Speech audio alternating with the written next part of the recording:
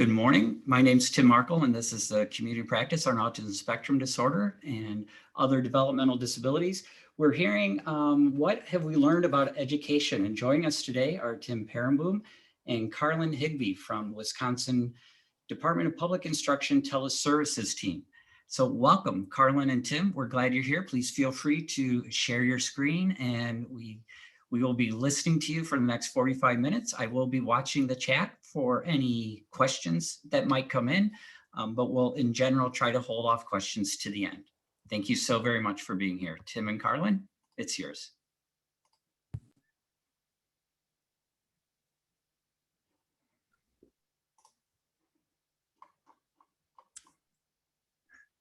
Carlin, you want to introduce yourself? Hi, I'm Carlin Higbee, and I am an occupational therapist and have worked in a number of schools, and I am now serving as a professional development specialist under a teleservice grant through CISA 1, and I also do consulting with DPI, and I'm really happy to be with you guys this morning. And I am Tim Perenboom. I'm the school psychology consultant at the Department of Public Instruction on the Student Services Prevention and Wellness team, or SSPW team. So we are very glad to be here today. Can everyone see my screen appropriately? Tim, Carlin, you're the only ones I can see. If I can just get a nod. All right. So over the past year, as we've been learning a whole lot of things about teleservice and teleconsultation and telemeetings, I had a really nice setup for presentations, and last night DPI updated some of our systems, so I'm a little messed up. So I wanted to double check to make sure my screen was all right. So thanks for joining today. So what we're covering today between Carlin and I, we're going to try and do it in about 45 minutes, is really a good amount of content that really takes probably 9+ hours for us to cover the topics we're going to try and cover in 45 minutes. So we're going to give a really sort of high level overview, and hopefully we will provide you some resources that if a topic really piques your interest or is highly relevant to you, that you'll be able to follow up and gain more information. And of course, Carlin and I and others working on our Teleservice Forward project would certainly be willing and able to answer questions or consult on an individual basis. So hopefully our discussion today will sort of give the broad context and set the foundation for the other excellent speakers today, who will certainly be going in more depth in some things. So broadly speaking, what we're going to focus on today is, since last March, so March of 2020, what have we learned in terms of students' access, engagement, and progress in school, in the curriculum during virtual, hybrid, or in-person instruction during the pandemic, and what sort of things might we think can be carried forward? So just to start us off, a couple of brief definitions. We've all learned lots of new vocabulary since last March, over the past year plus. So just a couple of basic things. Online learning, when we talk about online learning, we're talking about instruction that takes place over the internet. This can be either synchronous, so live and in person, such as we are now, or asynchronous for anyone who isn't live with us right now and might be watching the recording later. Online learning is also commonly referred to as things like cyber learning, e-learning, distance learning, but it's broadly speaking instruction that takes place over the internet. Digital learning is a little bit different. Digital learning can take place during online instruction or in-person learning. So digital learning, when we talk about that, is learning that uses sort of technology, and we'll touch a little bit on assistive technology in our presentation today. Those things can be used both in person and online for instruction. And then finally, teleservice, which is our focus for today. So teleservice is sort of supports and services we provide to students that link the practitioner to the student and parent or caregiver. Now, I underlined that and bolded it because that's sort of the key to teleservice. That's the main thing we've learned about online instruction, is collaboration is the only way this works. making sure that parents and educators and students are really working together. Because it was an abrupt shift, and even as we're getting more and more adept at using online tools and online instruction and teleservice and virtual learning, there's still a lot of sort of problem solving and thinking through how to remove barriers and things that need to be done. So I want to touch briefly on virtual IEP meetings, which is sort of the first thing that we at DPI sort of addressed last March. Is, well, school's not over yet. We've got a lot of IEP meetings to hold. How can we do those virtually in both a legally compliant way and a way that, again, supports that collaboration that I just talked about? So at this point, for those of you that are parents of students with IEPs in the audience today, I suspect that at this point, you almost certainly have participated in a virtual IEP meeting or some other virtual meeting of some sort. So most things in IEP meetings in terms of due process, the legal requirements, parental rights or procedural safeguards have remained the same, but there are some differences and some practical things that we want to consider when we're doing virtual IEP meetings.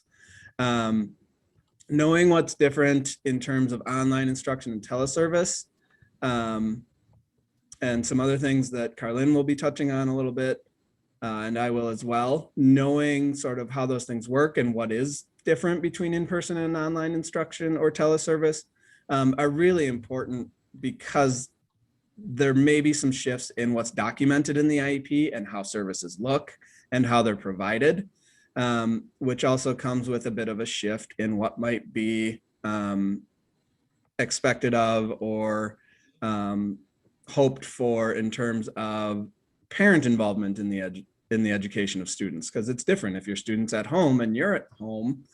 That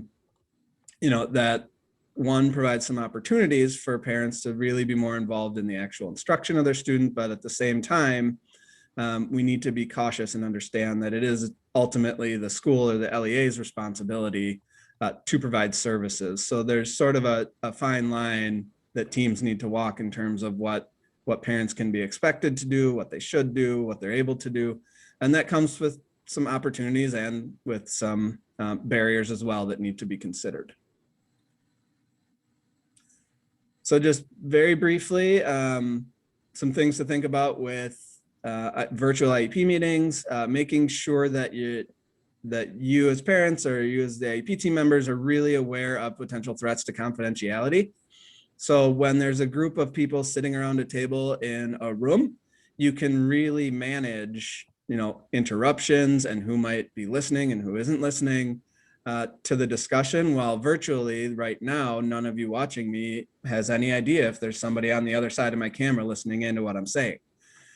So there are some things with confidentiality when people are working from home and there's kids running around and there's partners or people that live with us that might be in the same room. So there's some things to think about and some simple steps you can take to make sure that that confidentiality and privacy are maintained. So one simple step in terms of what I just said, if there are other people in the room, whether it's in your home or whether it's in the school staff member's home, putting on headphones is a simple thing that keeps the conversation to the individual that you want involved in the conversation.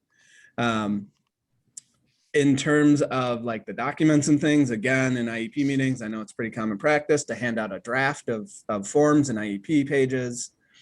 When you send things over the internet through email, that's something that can limit how confidential those documents may remain. When you're in a meeting face-to-face, you can pass out draft documents, you can collect them at the end of the meeting and put them through the shredder. That's not necessarily true when you email things. So just a couple of things in terms of virtual IEP meetings that we've learned over the course of the year, that really at this point, most things really have some pretty practical, simple ways to address it. So if this is an area of concern or you're wondering, we do have some links to additional resources in terms of confidentiality and privacy there. We will be sending a copy of our slides to Tim that I believe he will be able to share with you after our presentation.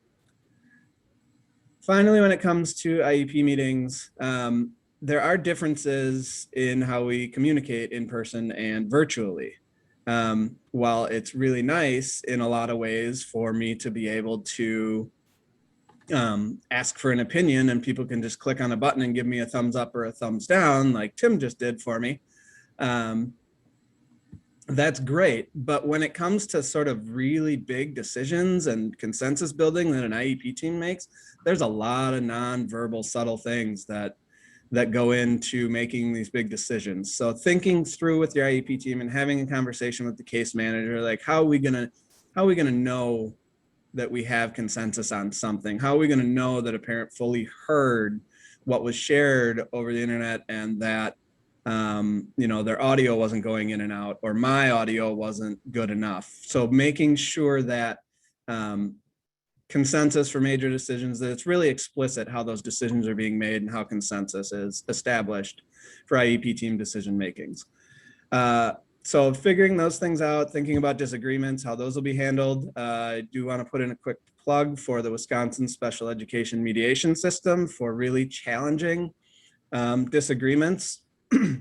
The staff at the Wisconsin Special Ed Mediation System are trained. They've done some training on how to support virtual dispute resolution through their mediation process or their facilitated IEP processes. So if you have concerns, again, that link to the WSEMS is there and will be available to you after the presentation.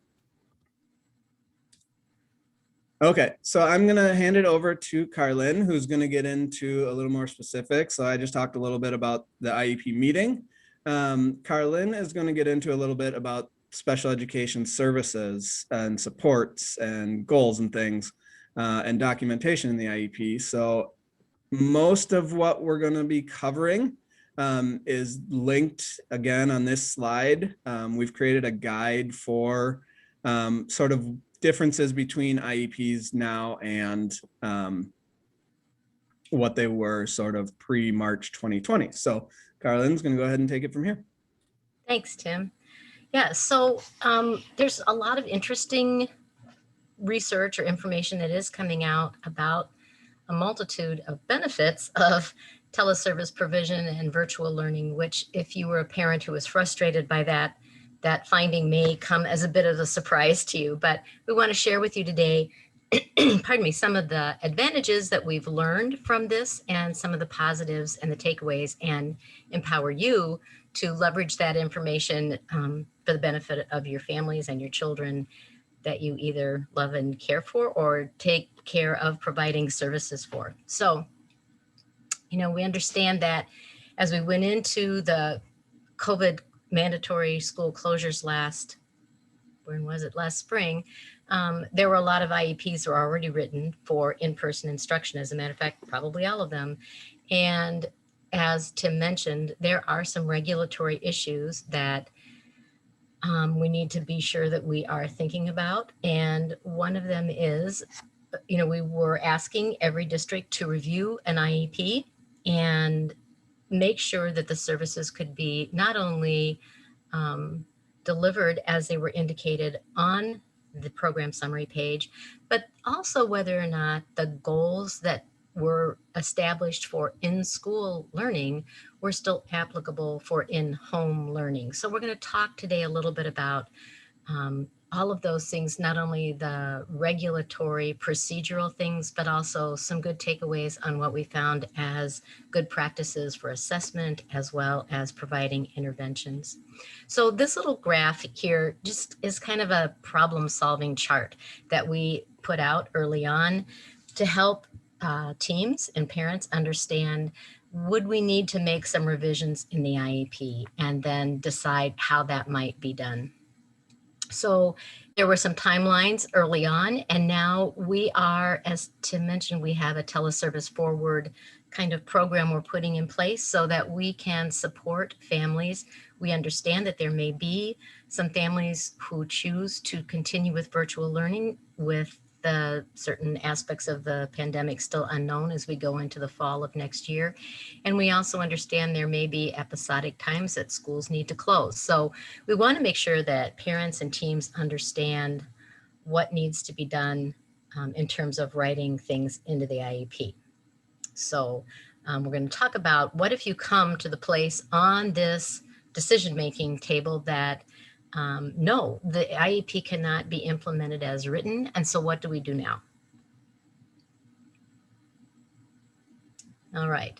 So I am kind of handicapped here because I'm doing multiple things with one computer instead of two, because I too had technical things. So I'm just going to double check back and make sure Tim's advanced and we're ready to go.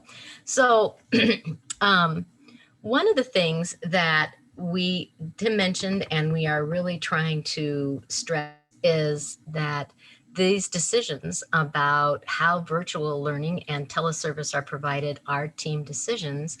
And as you are looking at that program summary page and trying to align an identification of disability related needs in this new environment, as well as how will those services be provided, that is a process question and a question that needs to be addressed by all of the team members. And the primary thing that I think is important to consider is, do the students' unique needs require different or additional IEP supports or services if they are in a virtual learning or some type of hybrid environment? So what might that look like, you're wondering? I've got some examples coming up, but let's just say that you had an IEP goal that was written specifically around conditions for some level of participation from the child in the school environment that was dependent on that particular environment. And if that needs to change, how do you best change that? And I'm going to talk a little bit in a minute about what we've learned about routines-based assessment and routines-based intervention, can give you some good background around that so you can ask some good questions. And then how do we provide those interventions in a way that's meaningful and effective to the student? Okay, Tim. So we've kind of reviewed all of that. So possible documentation changes that were done, hopefully, over the course of last year, and things that we're encouraging districts to think about as they write IEPs now going into the 21-22 school year. Consider including a contingency plan and reviewing the students' needs and goals. So again, to have an effective review of their needs, there needs to be some level of assessment or data gathering, not technically evaluation necessarily, but assessment of what are their needs now that they're in this different environment. And then the other thing that needs to be considered as you document things is who's going to take the data for the goal or the objectives.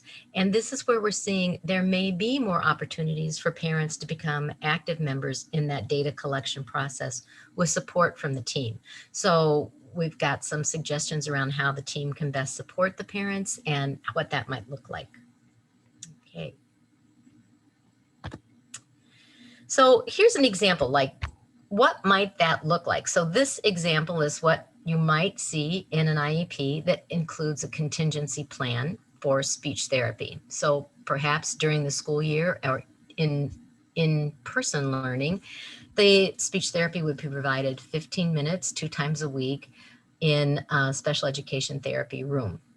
And in virtual learning, in the event of a school closure, then it may be 10 minutes, 2 times a week when the student attends school virtually. So that is an example for speech therapy. We've got another example here for OT. So you can plug in OT or PT, but since I'm an OT, I wrote it from an OT perspective. But for example, in the face-to-face brick and mortar learning, perhaps I would be going in to see a student 30 minutes a week in their regular ed classroom and integrating strategies in the classroom and making sure that the teacher understood that. And in the virtual learning center context, perhaps it would make more sense based on the conversation we would have had with the team. This isn't a decision that's made arbitrarily by the therapist, but it's made in collaboration with the entire team and based on good assessment and data from the family. Perhaps 15 minutes per week in that virtual learning platform for coaching with the parent and consultation. to help them better implement strategies that will be effective for their child. So those are the examples that we had for this situation. Okay, so I talked about how sometimes the students' needs might be different for different modes of instruction. So be thinking about, as you consider these contingency plans, the different settings and the different situations might mean different needs. That's one of the things we've learned, and there's been amazing amount of professional development information and literature. People are scrambling to kind of find out what are the effects of this on our children. And some of those pieces of information that are coming out around this specific question that we're talking about today, what are some of the advantages and disadvantages of virtual learning? We're really learning that if we've done a good job as an IEP team of identifying needs specifically for that virtual learning environment, supporting parents with quality coaching, data collection, and conversations, that we're seeing really amazing outcomes for many students and very positive results for families as well. But that is a determination that's made specifically on the student's individualized needs. So it's not easy today for me to tell you this is exactly what it should look like. I can tell you what the process should look like, and then what hopefully the outcome of that process would be for the students you're focusing on. Okay, Tim. So this, I like this example here. So this would be a really good example of when we're looking at what is a disability related need. So in that process, hopefully your teams spend some time looking at that after you've talked about your present level of performance and identified areas of concern for that particular child in their day-to-day function within the school. You've been able to identify the effect of their disability.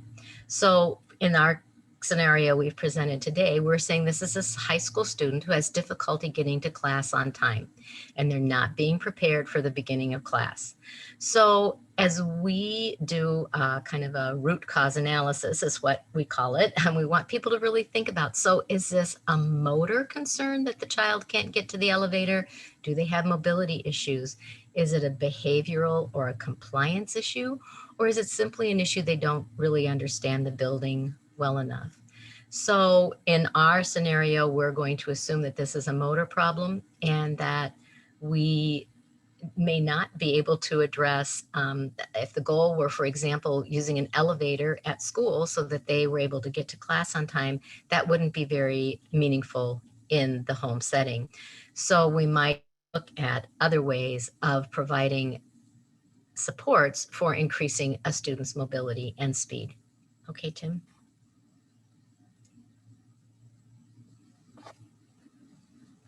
Did we switch this already? I'm lost here. Okay, so yeah, we can. Okay, thanks. Sorry, people, I apologize.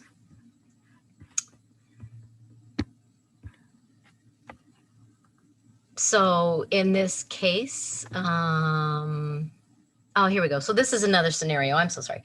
So this is if a child's having difficulty using both hands to complete functional tasks.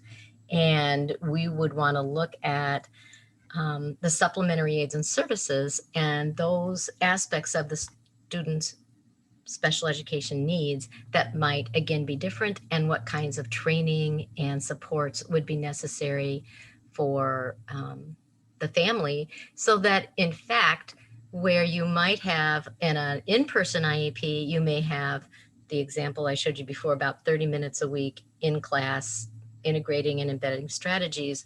In a virtual learning context, you may have much more time listed under program modifications and supports for OT support and coaching with the family that isn't direct to the student, but making sure that those adaptations and modifications are in place and the parent feels confident in knowing how to use them.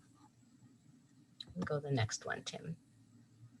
So again, this is a complete team decision, but you will have to determine to what extent are the parents going to be helpful in collecting data, and what kind of parent training should be included in the program modifications and supports. Again, documenting that carefully in the contingency plan or as a contingency plan as you're doing an IEP revision. And you want to be sure that that includes time for check-in and coaching with parents. And the other thing that this is really from the therapist perspective, and I don't know if we have other therapists here today. We need to be careful from our perspective when we look at how we document and bill Medicaid for our services, that coaching piece is clearly identified in the IEP. So there's kind of a regulatory concern for that. But most importantly, we would say it's very important to clarify what is going to happen and when. So we want to make sure that that coaching piece is spelled out and clear to everyone what that will look like, and that there's good documentation around that so that shifts can be made in those recommendations as needed to happen.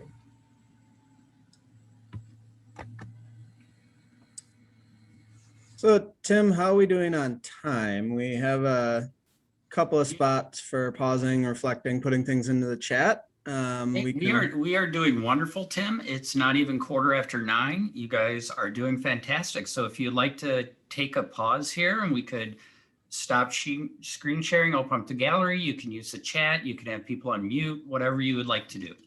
Sure. Yeah, just in the chat, we'd like you to just think for a minute in terms of either a student you're working with or students you're working with, or your own children or child. How's your child IEP been revised? So looking back on the information that we've shared so far, either how have the IEP meetings gone, or how has the documentation of your child's IEP looked? How does it look different to account for these learning environments? And then looking forward on some of the information we'll be sharing in a little bit, we'd like you to think a little bit on, have you been asked by your school's IEP team, or maybe even just their classroom teacher, to support data collection, either for IEP goals, or I know myself as a parent of a kindergartner, we were initially asked to help with the reading screenings, reading and math screenings that my kid's district does. So have you been asked as a parent to sort of take on a different role in terms of data collection? And if so, feel free to throw into the chat what these sort of new roles might be.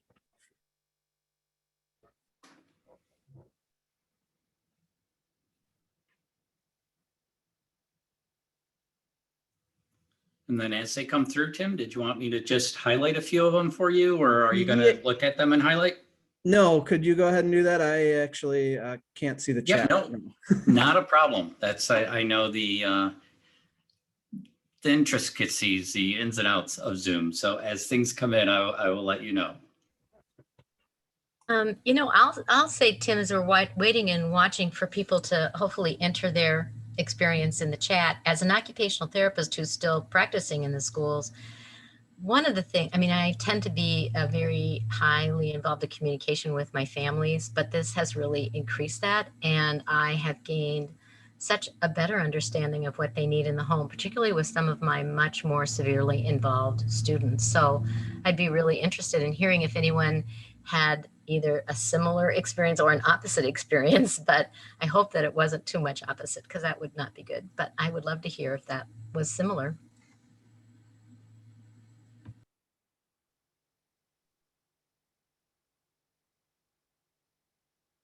So we have a parent who's responded that they've not been asked to take any assessment data, although they've used 2 lines to account for different learning environments in the IEP, one for virtual, one for in-person. So I'm not sure if I read that right or wrong. Somebody's been involved in writing contingency plans and setting up the programs for in the home. So that whole adapting for the different learning environment. Another parent reports that they have felt pretty unsupported in the home, and that most of his in-person objectives were just ignored, and that they weren't even asked to collect data.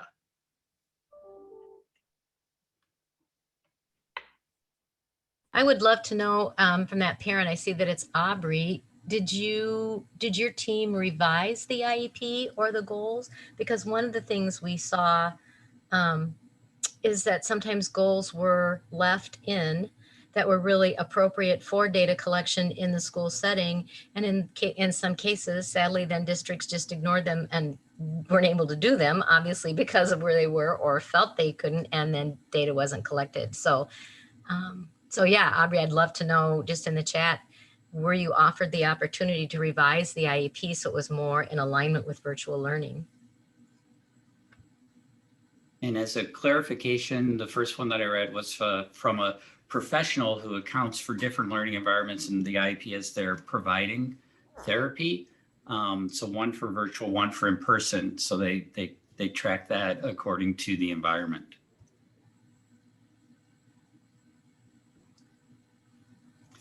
And Aubrey responds that I was not offered the opportunity to revise the IEP, but then did ask in the fall, and they were able to meet in the fall to talk about it. But in the beginning, it just wasn't offered to her.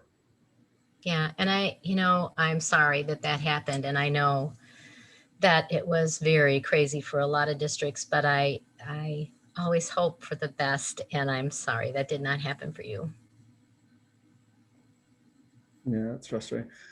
All right, well, thank you for engaging with us. We try and get some sort of engagement going in these virtual meetings. It is a challenge. So we will go ahead and move on.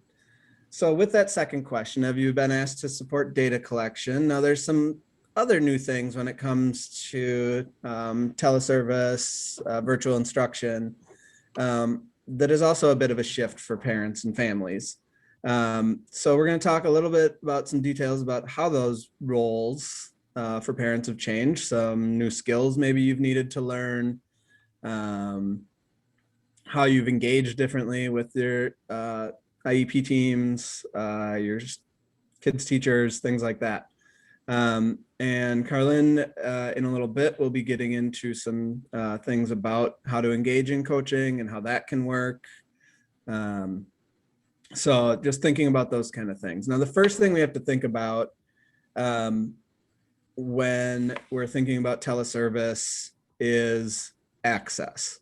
Now, when you hear the word access, the first thing that most of us jump to in our heads is what you see in the left column here, the sort of infrastructure level access. So is there adequate Wi-Fi or internet access in the home? Do families and students have the equipment that they need and things like that? That's what we typically think about when it comes to access. But as we got further and further into, okay, now that we've got that figured out, well, what do we do now that we're connected with our students virtually, with our parents virtually? What do we do with it? So through the IEP process that we've been talking about a little bit, that's where the right column comes in, where teams are really tasked with thinking about, now that we're virtual, now that we've got the access and infrastructure set up, how do we use it in a way to meet needs? And how do we remove any barriers that might be there now that we're virtual? So teams really have to think about that individual level access. So thinking about when it's a student with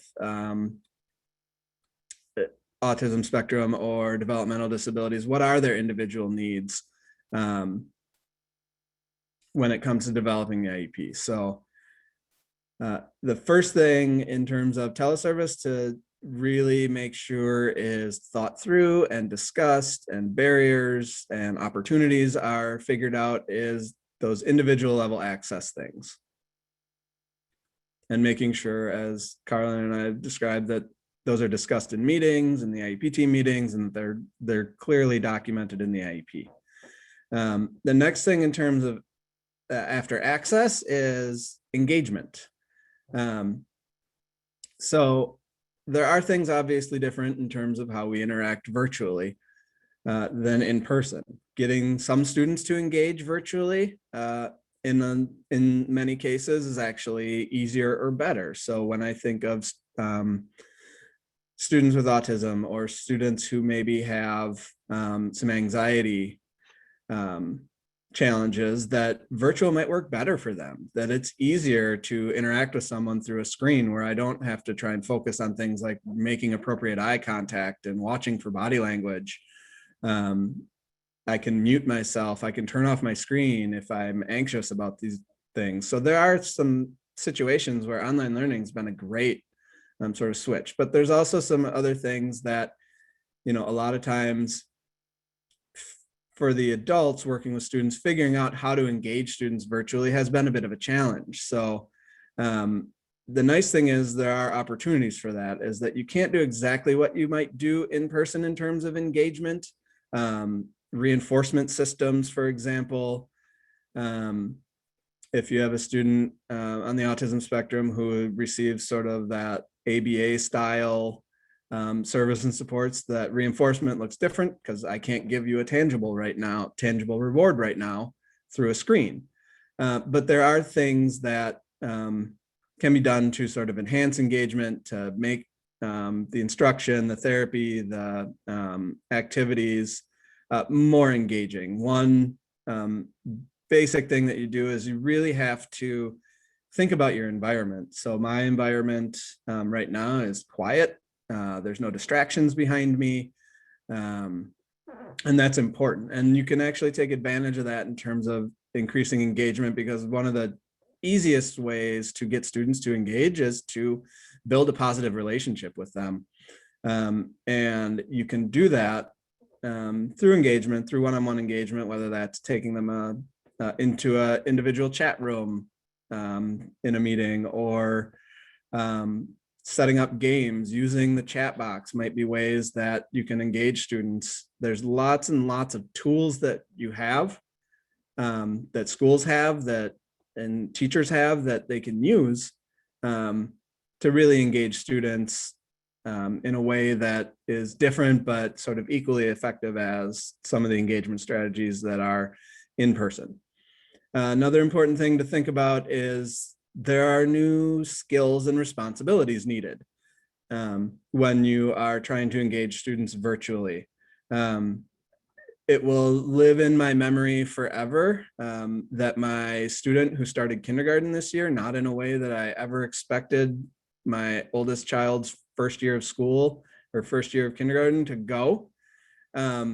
But I swear his whole first week of virtual instruction was the teacher practicing with the class how to mute and unmute on Zoom. So there's new skills that kids need to learn in virtual, and that needs practice. And there's also responsibilities. So using that same, there's a reason why they focused on that mute and unmute, because we as adults still 14 months into this, I do it at least once a day where I start talking on mute.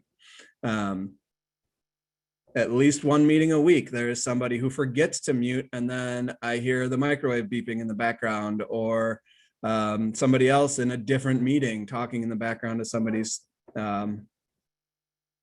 screen. So there are certainly some new skills and responsibilities that need to learn, and that takes practice and learning new routines and learning expectations.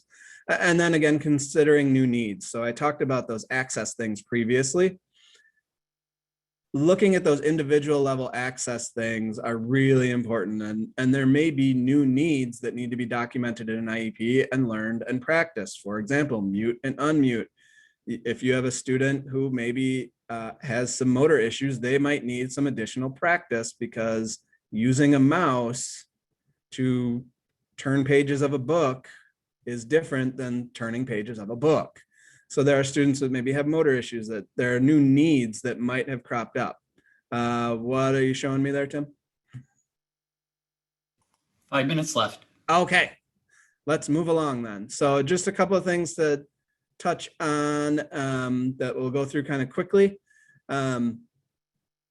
In terms of access engagement for students, Wisconsin has a couple of great resources for assistive technology that can be used for both in-person and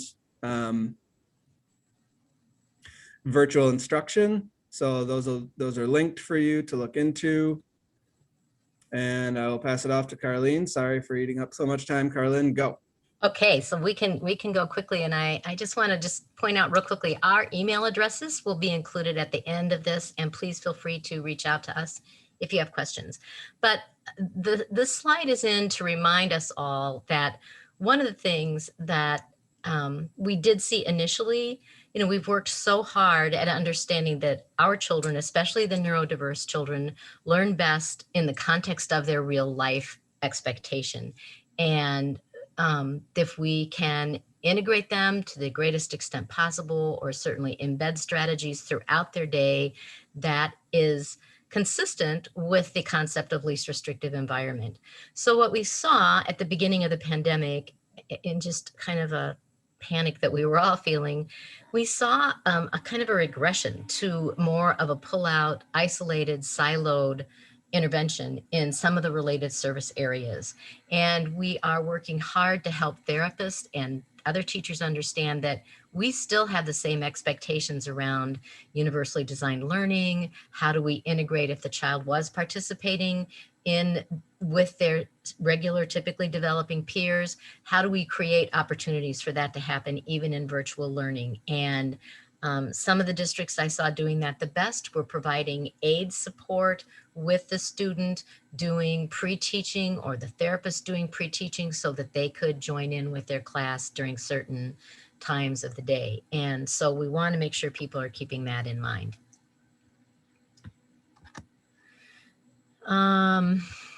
So here are some of the things. We want to talk a little bit real quickly about the routines-based assessment.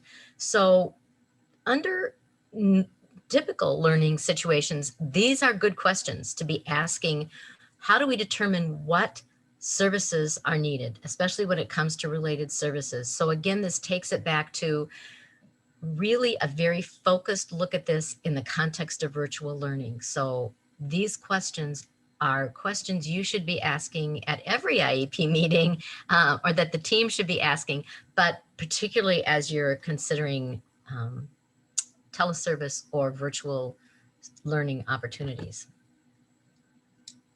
Again, more questions that these tie in very closely with kind of those determining what are the disability related needs, where are they performing now, what interventions can we use to scaffold their supports and interventions so that they can continue to progress even in the virtual learning environment.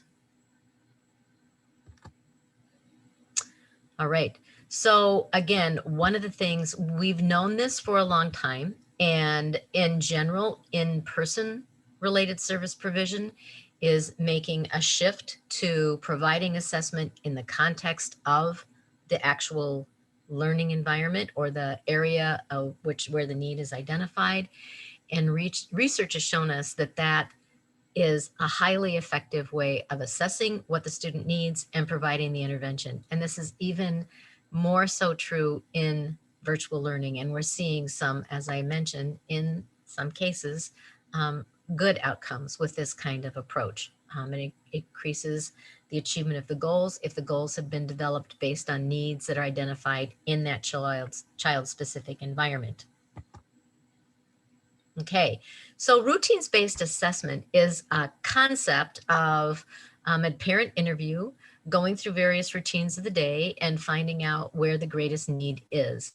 This was developed many, many years ago with a primary focus at the time on early childhood intervention, and has now been generalized into a model for assessment at all levels. And there are a wide variety of routines-based assessment tools out there for related service providers to use. But the genesis of this work came from a man named Robin McWilliams. But it's one that is really beneficial. And I would be interested, if we have time, to hear if anyone's had an opportunity to do something like this. So one of the biggest highly supported interventions that we found in even face-to-face learning opportunities, as we've been talking about those integrated and embedded services, but we're also finding this to be important in virtual learning, is the idea of coaching, and another strategy that's called goal-directed training. So where we're doing coaching for the parent, we're doing specific training for what that goal is. I can't take time today, but I just did a lengthy presentation yesterday about what we're learning about the neuroscience of, as a therapist, what I would call a motor learning theory, but this is definitely true with children on the spectrum and with developmental disabilities, that when we coach in the skill and provide intervention directly related to what the goal is, we see outstanding benefits. And it's in part, you know, the quick elevator speech about that is we're engaging the entire brain and the entire sensory system and everything else, and that has very positive outcomes. I think this is a review pretty much that of what Tim was saying. We have to make sure that parents understand the technology. We can help them, support them by helping them demonstrate various techniques or strategies they might be able to use to increase engagement of the student. And I realize for some of our more severely involved children that are on the spectrum, that becomes challenging. And in my case, that required a shift to a lot of parental support time. And we can shift to the next slide, Tim. Here are some good ideas about what a coaching session should look like once you've gathered that data from the routines-based assessment and you set a goal with your related service provider, and exploring options, developing a plan of action and how that might look to implement that within the context of various routines within your day, and then periodic check-ins. One of the things that parents are finding when a therapist does this well and they find meaningful routines in the day, that it's much easier actually to do that in the context of activities that are going on, sorting, organizing things through sorting laundry and those kinds of things, which sometimes it seems like, well, who wouldn't think of that? And maybe many of you are already there with doing things like that with your children, but sometimes just adding in other elements of academic readiness skills that are being worked on and then incorporating those into routine activities in the home. And again, this is a quick idea about what that goal-directed training looks like. You see a lot of similarities in these interventions. You select a goal, depending on the age of the child. They're finding a lot of research that says when the child can be engaged in this process, it yields better outcomes as well. Sometimes the children need to be coached and shaped a little bit about what the outcome should be, but still involving them is helpful. And again, providing that task analysis in this, that language is still that routines assessment, looking at how do we break down certain tasks so that we could make them more meaningful and providing an opportunity for intervention. Okay, we can skip. All right. And we just have a few slides left, so I know we've already gone over, so I'm going to slide right through these. We're going to talk a little bit about virtual assessments and then some things about group instruction or co-teaching. And we're going to touch a little bit on consent and confidentiality. To not fully skip over that one, the one sentence summary of consent and confidentiality is there are perfectly acceptable and safe ways to conduct groups, therapy sessions, etc. virtually, as long as teams are communicating and you're making sure that some things on the IT end are being set up and followed. And that we had a quick reflection moment, and then most of the content that we discussed today are linked in the presentation. And I also wanted to point you towards some of the other stuff if you're interested in the information we shared today and would like to go more in depth. We do have a teleservice forward project that will be linked here, which includes a teleservice help desk that we're operating through CISA 1. We have a webinar series and some learning modules. And coming this summer or this fall, we will have some 5-minute mini modules. I forget what our official title is going to be for those, but the first one is presented by our very own Carlin Higby, who you heard today. And then those will be coming throughout the day on specific topics related to teleservice. And here's our contact information. Apologies for going over our time. Not a problem. Thank you so much, Tim and Carlin. And if you just give me one moment, I am going to stop the recording and then we're going to open it up for discussion. And just as a reminder, we will get the slides sent out to everybody who is in attendance today and make them available for others. So if you guys could just stop sharing your screen so we can go back to our gallery view for those who want to share their faces. I'm going to stop the recording.